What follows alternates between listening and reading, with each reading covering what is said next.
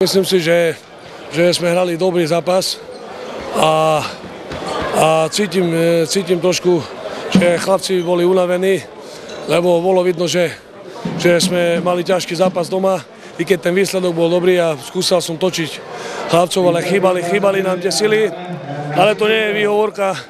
Myslím si, že tento zápas bol otvorený a keby sme mali menej dvojminútových trestov, tak by sa vážky hrali inak, ale tak sa to stalo. Nie je hanba prehrať v Nových Zámkoch, nie je hanba prehrať, ale toľko pomoci nepotrebovali.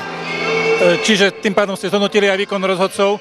Ja sa nevyjadrujem na výkon rozhodcov, ale ja som nič také nepovedal, ale moji chlapci si zaslúžia za to, čo odviedli, veľkú pochvalu. Bojovali sme, pritrafili sa nám aj zranenia, takže nemali sme možnosť v tomto rýchlom tempe striedať, ale boli sme rýchlejší dopredu, mali sme protiútoky, ktoré nás držali, lebo tam sa nedá nič urobiť. A ja si myslím, že tento súper u nás doma nevyhrá. A kde sa lamal zápas? Mali sme dobrý úvod a tam došlo k tomu, že sme hrali štyria.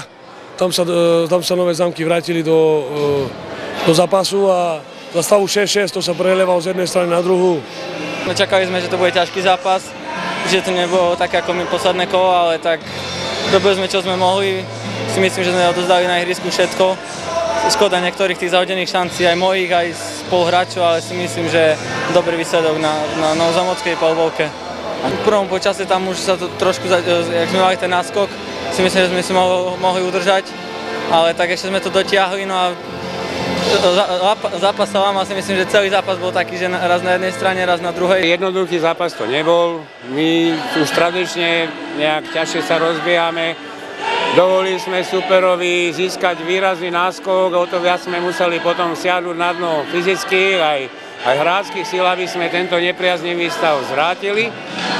Našťastie sa nám to podarilo ešte do polčasu, no a ten druhý polčas, chvíľu to bolo na vážkach, ale potom si myslím, že záverečných 20 minút sme mali navrch až na to jedno malé zaváhanie v závere, takže si myslím, že sme zaslúžene vyhrali.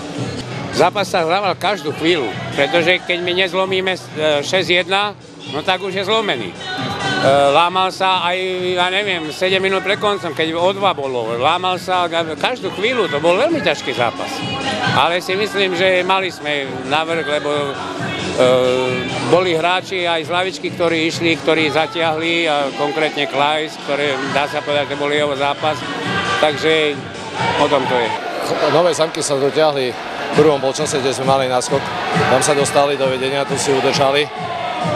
A lámal sa zápas, oni si už ten druhý polčas udržiavali ten 3, 4, 5 gólový náskok, prakticky po 3 góly nešli. Možno, že keby Matúš Miňo dal ten protiútok, by išlo na 2 góly, tam bolo ešte 3 minúty hrať, že ešte sme mohli niečo z toho vyťažiť, ale brankár chytil.